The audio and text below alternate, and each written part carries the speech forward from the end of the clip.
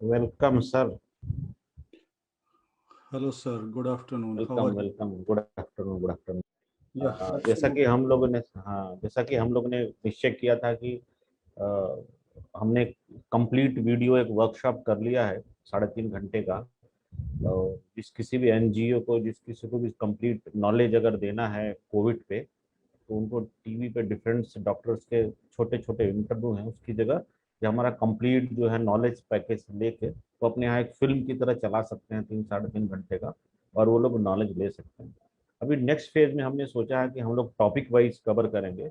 जो टॉपिक लोगों के सामने पर डे कुछ ना कुछ चुनौती आ रही है, जिसपे उनको कंप्लीट नॉलेज चाहिए। तो that we have decided we will start a small bulletin of 20 minutes, 25 minutes, जिसमें हम वो सारे सब्जेक्ट कवर कर लेंगे। और जो पहला सब्जेक्ट हमने कवर करने का सोचा है वो हमने ये ब्लैक फंगस का सोचा है, क्योंकि ब्लैक फंगस को लेकर मार्केट में पब्लिक के बीच काफ़ी कंफ्यूजन है कि कोरोना होने के बाद ब्लैक फंगस हो जाएगा, ब्लैक फंगस फंगस जानलेवा है। तो एक्चुअली ये ब्लैक फंगस है क्या, और कोरोना पहले से भी होता था ब्लैक फंगस, भी कोरोना के बाद ये इतना इम्पोर्टेंट क्यों हो गया है, इस पर थोड़ा लाइट डालिए।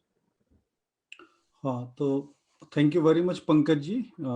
I think it's a great initiative, and I think this program will really benefit the people who are really looking for that bit more authenticated information. Okay, so then they will be well aware, और वो इस information को use करके जो है अपना भी बचाव कर पाएं और दूसरे लोगों को भी सहायता कर सकें, और समय रहते हुए इसका इलाज भी जो है अपने क्लिनिशियन से करा पाएं। तो उस संदर्भ में आपकी ये बहुत अच्छी पहल है, and I am very happy to be a part of it, so thank you very much.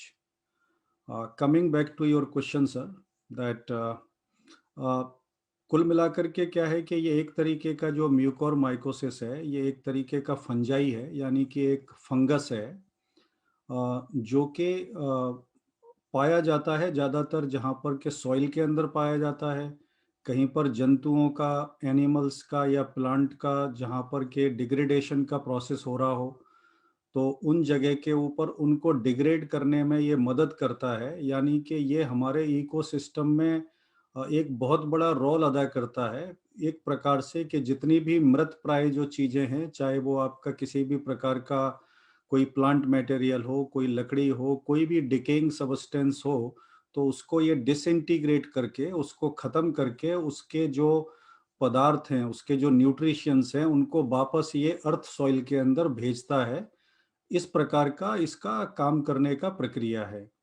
तो ये उपयोगी है एक तरह से, लेकिन किसी प्रकार से जब इसके जो स्पोर्स होते हैं, ये जनरली बैक्टीरिया जो है वो स्पोर की फॉर्म में रहता है, यानी कि इसका जो एक सेल होता है अंदर, वो सेल जो है वो वेल प्रोटेक्टेड रहता है, एक वृत्ताकार आकृति के रूप में, और ये बहुत ही ज़्यादा हीट रेजिस्टेंट भी होता है, और हर प्रकार के मौसम में अपने आप को बचाए रखने की क्षमता होती है,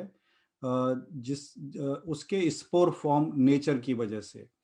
तो ये हमको एक बात तो ये समझ लेनी है कि ये पर्सन टू पर्सन नहीं फैलता है, यानी कि हम आपस में बैठे हुए हैं तो ये नहीं है कि एक पर्सन से दूसरे पर्सन को हो जाए। जब तक कि हम किसी ऐसे एनवायरनमेंट के संपर्क में नहीं आते हैं और वहाँ पर हम इन स्पोर्स को इनहेल कर लें, तो यदि हम इन स्पोर्स को इनहेल कर लेते हैं, तो ये जो है हमारे शरीर में, बॉडी में अंदर जा कर के अपनी कॉलोनी को जमा सकता है, और और जो है वहाँ से फिर ये इसका फैलने का तरीका ऐसा है कि ये फिर पूरी तरीके से फैलता जाता है। अब जो आपका मुख्य प्रश्न है कि ये क्या पहले भी होता था या कोरोना का इन्फेक्शन आने के बाद में फैलना शुरू हुआ है, तो ये पहले भी होता था। जैसे कि मेरे काफ़ी क्लिनिशियन जो कलीग्स हैं उनके साथ जैसा बात हुआ है, तो पहले कभी-कभी 1 महीने में कभी उनको कोई एक मरीज़ देखने के लिए मिलता था, और कुछ लोगों का तो पूरा प्रैक्टिस ही 30 या 35 साल का हो गया है या 20 साल का हो गया है। They have not seen any case themselves. It doesn't mean that it was not happening, but जो लोग जनरली देख रहे थे तो उनको ज़्यादा से ज़्यादा मंथ में 1 केस या 2 केस देखने को मिलते थे। लेकिन अभी वही क्लिनिशियन बोल रहे हैं कि उनके पास में एक हफ्ते के अंदर करीब करीब 15 से 25 केस उनको देखने के लिए मिल रहे हैं। तो इसका डायरेक्ट कोरिलेशन है हमारे कोरोना इन्फेक्शन के साथ में, there is a no doubt about it. ये मतलब जो डीकम्पोज होती है बॉडी लगभग वैसा ही है क्या जो आप बोल रहे हैं, तो मिट्टी में मिला डी बोलते हैं ना, बॉडी डीकम्पोज हो रही है, हाँ उस तो तरह का एक, वायरस है क्या है?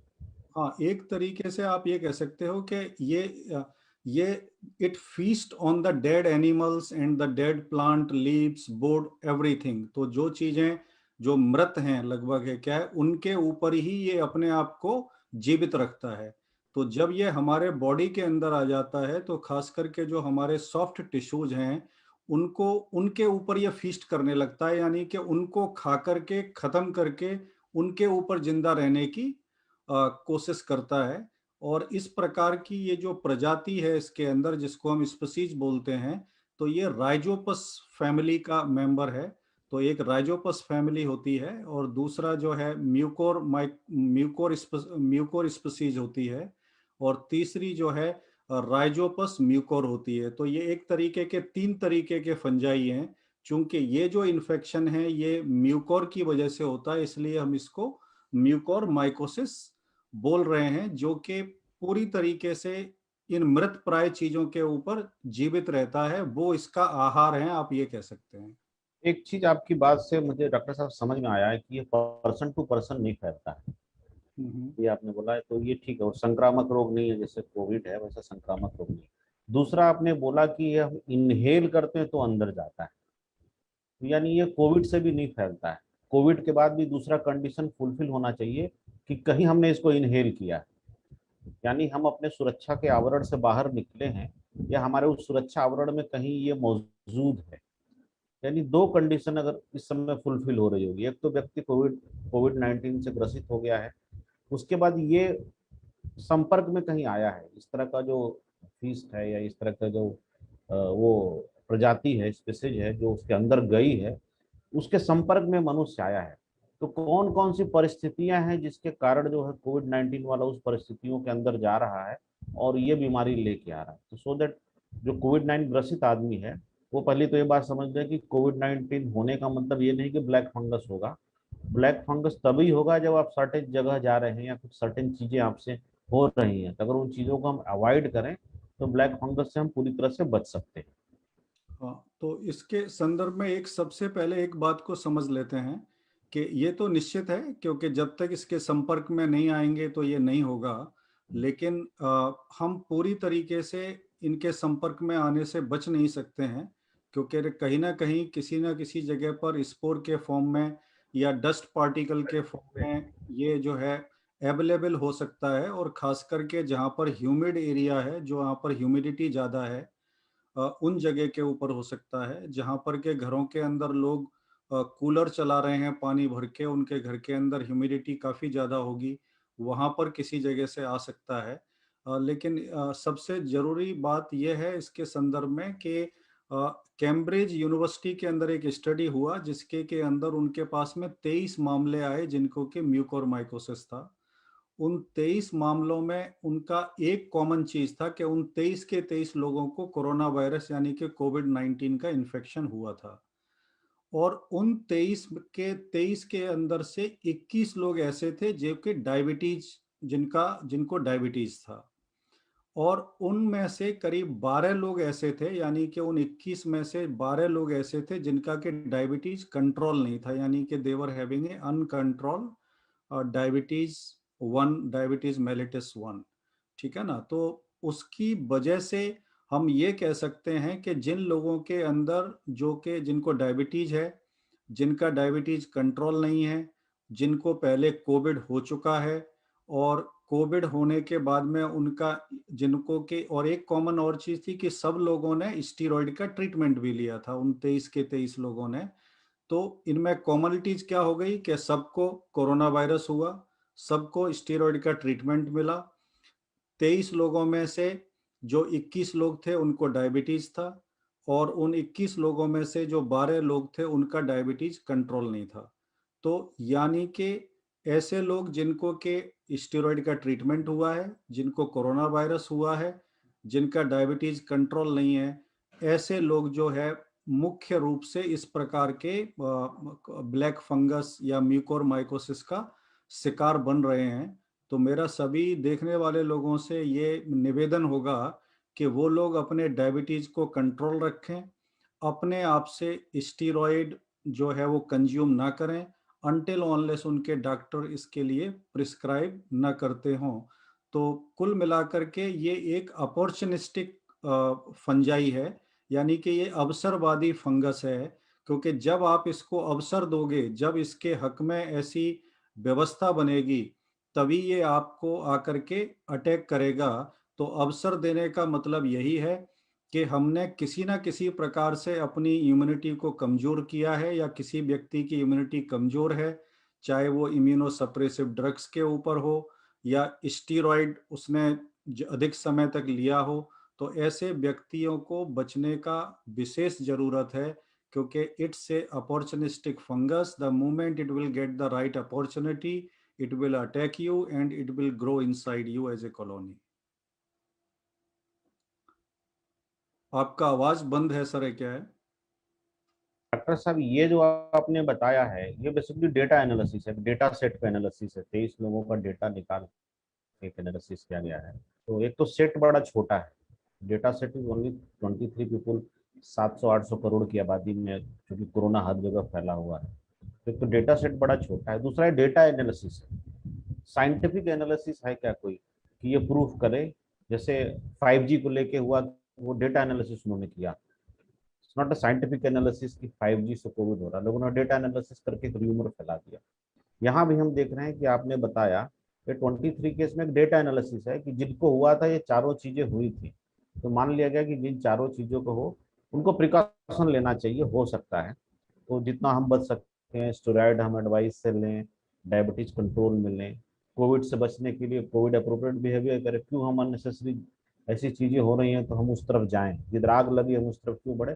ये तो मेरी बात समझ में आ रही, लेकिन मेरा दो चीजें, ब्लैक फंगस का डेटा सेट काफी छोटा है, दूसरा कि इसका साइंटिफिक बेसिस क्या है। ये तो डेटा बेस हो गया, डेटा बेसिस स्टडी हो गया, साइंटिफिक स्टडी क्या कहती है नहीं कोविड ये 19 के रेफरेंस में?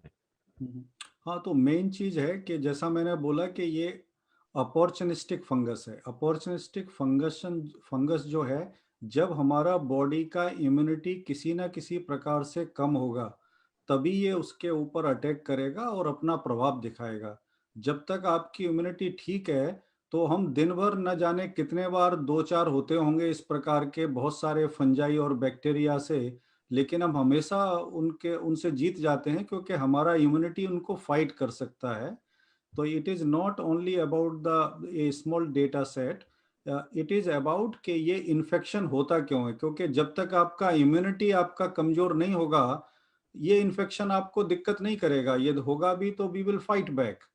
ठीक है ना? ओके। तो इस बात को समझना जरूरी है, क्योंकि जब कोविड का आपका ट्रीटमेंट हो रहा होता है, तो पहले तो आपको कोविड के वजह से आपको पता है कि जो साइटोकॉन स्टॉर्म होता है, that is also inflammatory process. ठीक है कि नहीं?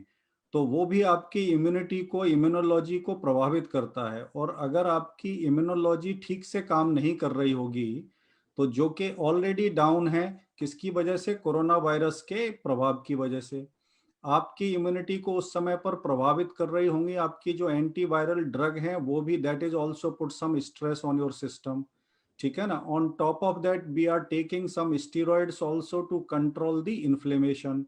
अभी ये जो सारी की सारी चीजों को जब, और ऊपर से आपका अगर डायबिटीज का कंडीशन है, क्योंकि ये जितनी भी चीजें हैं, it feeds it also feast on the sugar also.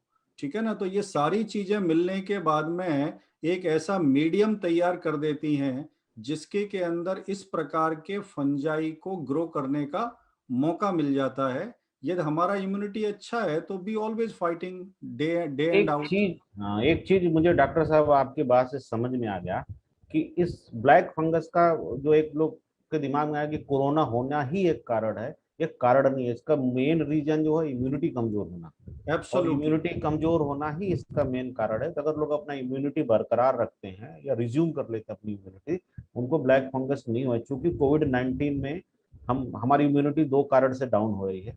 एक तो वायरस की लड़ाई और एंटीवायरल ड्रग, और जो दूसरा सबसे बड़ा कारण है उसमें हमारा है कि हम जो स्टेरॉइड खा रहे हैं विदाउट डॉक्टर एडवाइस, या हम एक्सेसिव स्टेरॉइड खा ले रहे हैं विदाउट डॉक्टर एडवाइस, बिना डॉक्टर की निगरानी में।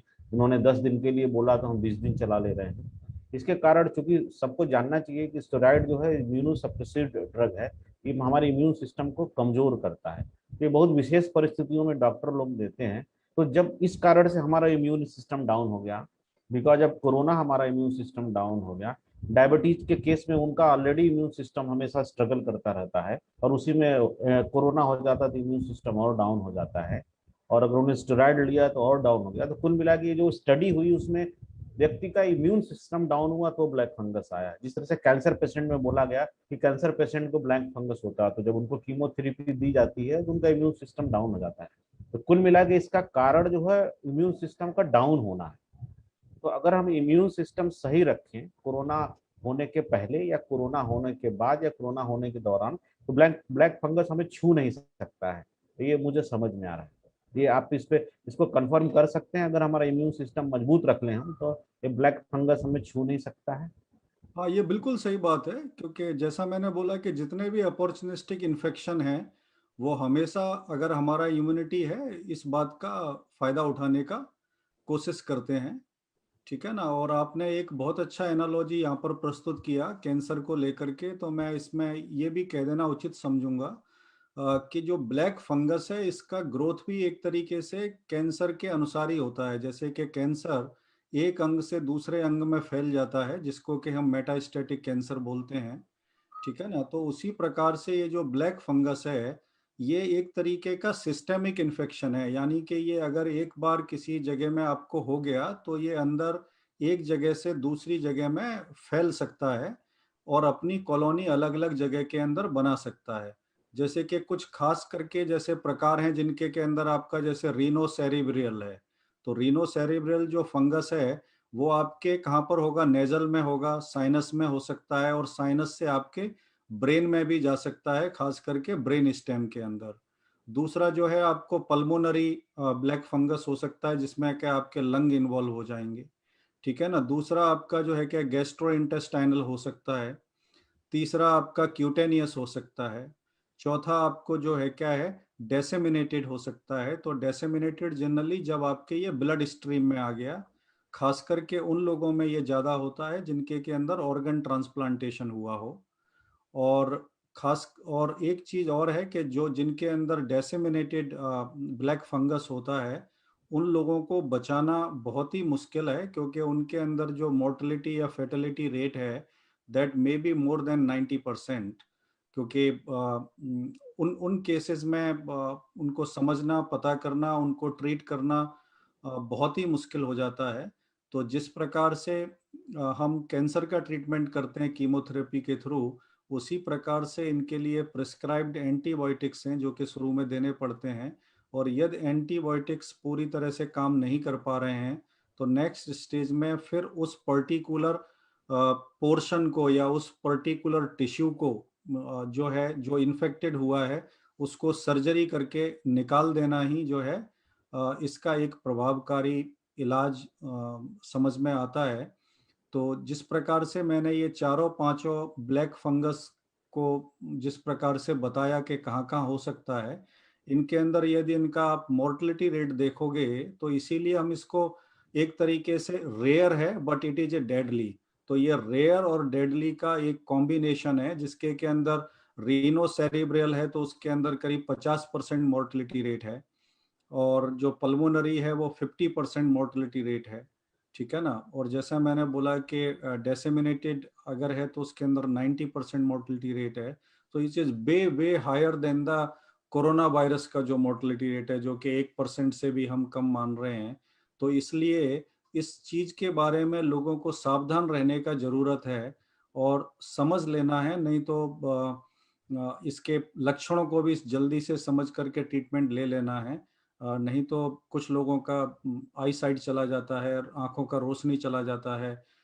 कभी-कभी उनका सर्जरी करके आई बॉल निकालना पड़ता है, कभी-कभी उनके जो ओरोफैरिंजियल रूट के ऊपर सर्जरी करके they need to take out that portion from there who seems to be affected by the black fungus. तो इस प्रकार से बड़ा ही एक्सपेंसिव, टीडियस और बहुत ही जो है परेशानी देने वाला एक स्थिति बन सकता है पेशेंट्स के लिए।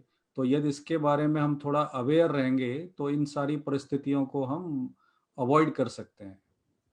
थैंक यू डॉक्टर साहब। एकदम लास्ट में हम जानना चाहते हैं कि इस ब्लैक फंगस इज क्यूरेबल और नॉट फर्स्ट, और अगर क्यूरेबल है तो इसके बचाव और इलाज क्या है? हाँ, तो नंबर एक बात, जैसे मैंने बोला कि क्यूरेबल तो है यदि हम इसको टाइम के ऊपर पकड़ लेते हैं तो। कैसे पकड़ेंगे टाइम के ऊपर?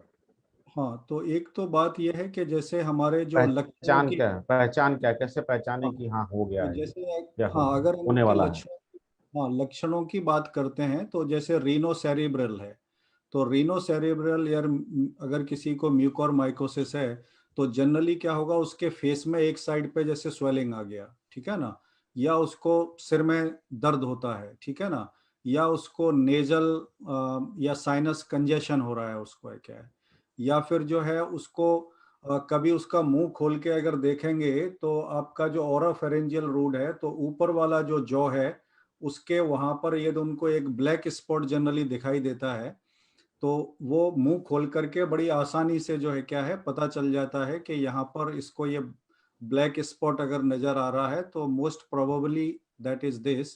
तो जो रीनो सेरिब्रल है इसके काफी लक्षण ऐसे हैं जिनको आसानी से मतलब पकड़ा जा सकता है, क्या और ये साथ लक्षण प्राइमरी स्टेज है या एडवांस स्टेज है? नहीं, ये प्राइमरी स्टेज ही है, और उसको साथ में शायद फीवर भी हो सकता है, ठीक है ना।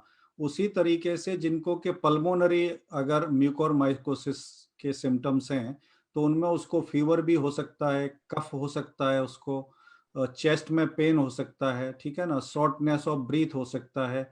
तो इन सारे के बारे में यदि हम थोड़ा सा अवेयर रहेंगे, और हमको ये भी पता है कि हमको पहले कोविड भी होके चुका है, हमको ये भी पता है कि हमको स्टीरॉयड का ट्रीटमेंट भी मिला है, शायद हमको ये भी पता है कि हमारा ब्लड शुगर का लेवल क्या रह रहा है।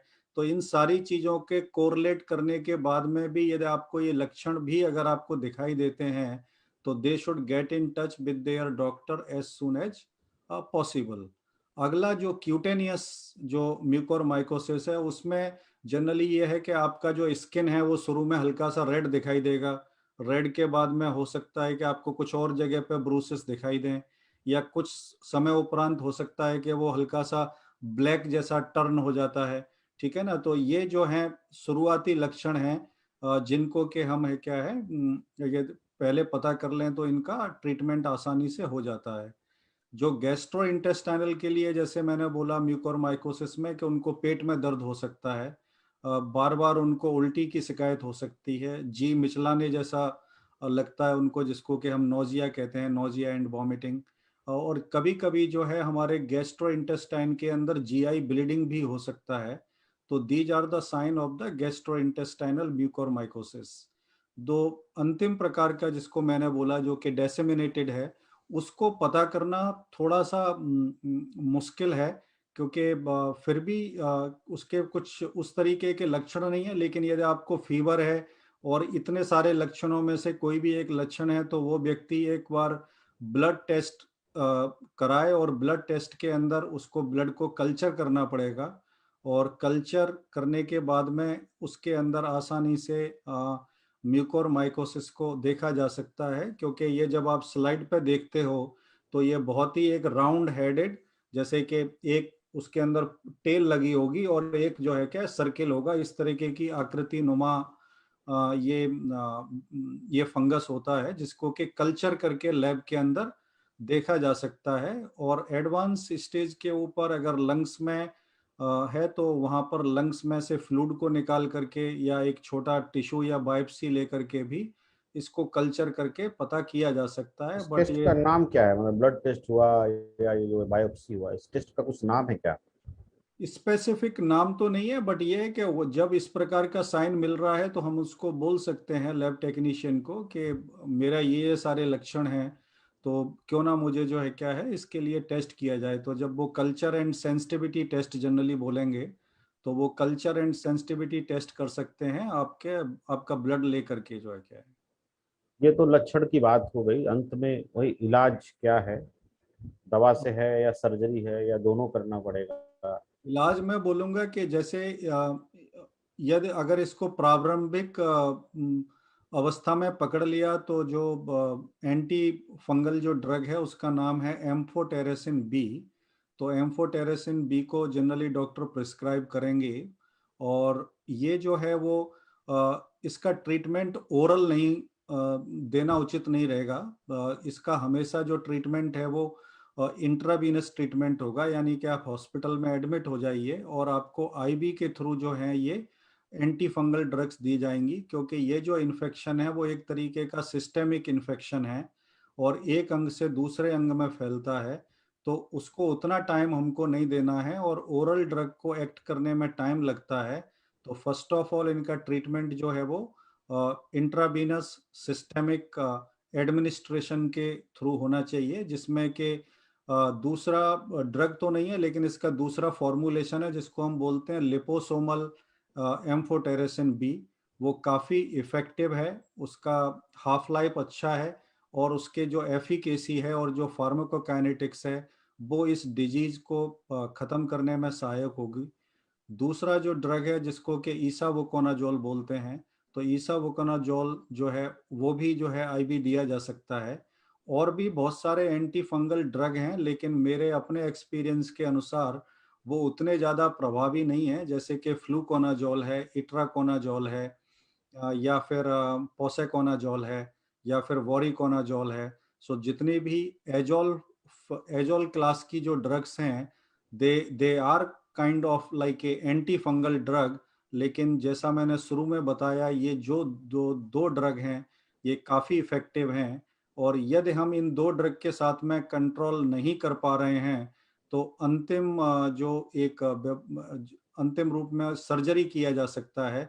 और मैं अपने एक्सपीरियंस पे यही बोलूँगा कि जो भी पार्ट इस बीमारी से ग्रसित या इफ़ेक्टेड लग रहा है, उसको क्लिप कर देना चाहिए, उसको निकाल कर के बाहर कर देना चाहिए। नहीं तो इस इन्फेक्शन को रोकना मतलब मुश्किल नहीं, बहुत ही असंभव सा हो जाएगा, जैसा मेरा अपना जानकारी के अनुसार है। बहुत धन्यवाद डॉक्टर साहब। मतलब ड्रग्स से भी हो सकता है, और बढ़ गया तो हम जो है इसको क्लिप करके, सर्जरी करके उस अंग को काट के निकाल सकते हैं। जैसे जनरली लोग कैंसर या गैंग्रीन में भी ऐसा ही करते हैं, गैंग्रीन में भी इस तरह का जी, होता है, but it's not a gangrene, it's a type of gangrene आप बोल सकते हैं कि उस तरह की है जो चीजें सड़ रही हैं। तो बहुत बहुत धन्यवाद डॉक्टर साहब इस बुलेटिन में ब्लैक फंगस को लेकर जानकारी देने के लिए। और अगले जो नेक्स्ट डे हम जो हमने सोचा है कि हफ्ते में हम 3 या 4 बुलेटिन रखेंगे विभिन्न विभिन्न विषयों पे। तो अगला बुलेटिन जो है हम रखेंगे कि कोविड-19 में हार्ट अटैक क्यों आ रहा है। तो ये जो हमारा कल का या परसों का हम बुलेटिन होगा, एडवांस में हम फेसबुक पर 5-6 घंटे पहले अनाउंस कर देंगे ताकि लोग जुड़े रहें। और ये है दूसरा, जाते जाते अगर कुछ छूट गया हो हमसे क्वेश्चन के फॉर्म में ब्लैक फंगस पे जानकारी के रूप में, अगर आप कुछ बता सकते हो तो ठीक है, नहीं तो हम लोग जो है इस कार्यक्रम का यही हाँ, विराम बस करते हैं। इसके बचाव के रूप में मैं एक ही बात बोलूँगा कि जिन लोगों को ये सारे जिनको कोविड हुआ है, जिनका ब्लड शुगर कंट्रोल है या कंट्रोल नहीं है और जिनका स्टेरॉइड्स का ट्रीटमेंट हुआ है, वो लोग उनको सावधान रहने की ज़रूरत है, सचेत रहने की ज़रूरत है। और क्लिनिशियन भी इस बात का ध्यान रखेंगे कि जिन लोगों का इम्यूनिटी किसी और वजह से भी यदि बहुत ज़्यादा कम है, क्योंकि वो पहले से इम्यूनोसप्रेसिव ड्रग पर हैं या उनका कोई ऑर्गन ट्रांसप्लांटेशन हुआ है, तो उनके अंदर ज़्यादातर चांसेस होते हैं वो डिसेमिनेटेड म्यूकोरमाइकोसिस के होते हैं, जो कि बहुत ही खतरनाक है। तो इस प्रकार के मरीजों का जो इलाज है, हम वो पॉजिटिव प्रेशर के जो रूम होते हैं, जिनको कि हम यहाँ पर पॉजिटिव प्रेशर में रखते हैं, जिनमें से कि आपकी हवा जो है वो बाहर तो जा सकती है, लेकिन बाहर की हवा अंदर नहीं आती है। तो ऐसे पेशेंट जिनका के जो कि बहुत ज़्यादा जिनका इम्यून सिस्टम कंप्रोमाइज़्ड है, ठीक है ना? या जो कि ऑलरेडी एचआईवी से ग्रसित हैं, जिनको एचआईवी के पेशेंट हैं और वो ऑलरेडी एचआईवी के ड्रग्स ले रहे हैं, तो ऐसे लोगों को एक आइसोलेटेड एरिया में पॉजिटिव प्रेशर वाले रूम में रख कर के यदि उनका इलाज किया जाएगा तो अ, अच्छा रहेगा। और जितने भी पेशेंट इस तरीके के हैं, वो अपने घर के अंदर जो हैं ज़्यादा ह्यूमिडिटी ना रहने दें, तो अपने घर में या अपने रूम में जो है अगर एक लंबे समय तक एक डीह्यूमिडिफायर अगर वो यूज़ करते हैं अपने घर के अंदर, तो ये शायद उनको कुछ हद तक बचाव करेगा। कूलर बिल्कुल भी यूज़ नहीं करना है, कम से कम इस सीज़न में तो छोड़ ही दीजिए, ख़ास करके वो जिनको कि कोरोना हो चुका है और जिनका स्टेरॉइड का ट्रीटमेंट हुआ है, वो कूलर के पास भी ना जाएँ। अगर वो एसी में रहते हैं, तो एसी का फ़िल्टर भी नियमित रूप से 15 दिन पे, 1 महीने पे उसके फ़िल्टर को क्लीन करें, क्लीन रखें और अपने चारों तरफ का वातावरण अच्छा रखें और अपने इम्यूनिटी को अच्छा करने के लिए अच्छा खाएँ, अच्छे विचार रखें, पॉजिटिव रहें और डरने की कोई बात नहीं है, समाधान मौजूद है। And I wish all of them best of luck and a great health going forward and the speedy recovery. Thank you doctor साहब, एक बहुत अच्छी चीज आपने बताई। जाते जाते, क्योंकि गर्मी का मौसम अप्रैल मई जून में लोग कूलर का बड़ा इस्तेमाल करते हैं, तो जो भी कोरोना ग्रस्त लोग हैं वो कूलर का इस्तेमाल ना करें। और अगर एसी करते हैं तो फिल्टर 15-15 दिन पे करें, क्योंकि उससे इन्फेक्शन बढ़ने का खतरा है। ये रही डॉक्टर साहब आज की बात ब्लैक फंगस पे। कल हम बात करेंगे, कल की बात हार्ट अटैक पे। थैंक यू डॉक्टर साहब। Thank you so much. Take care.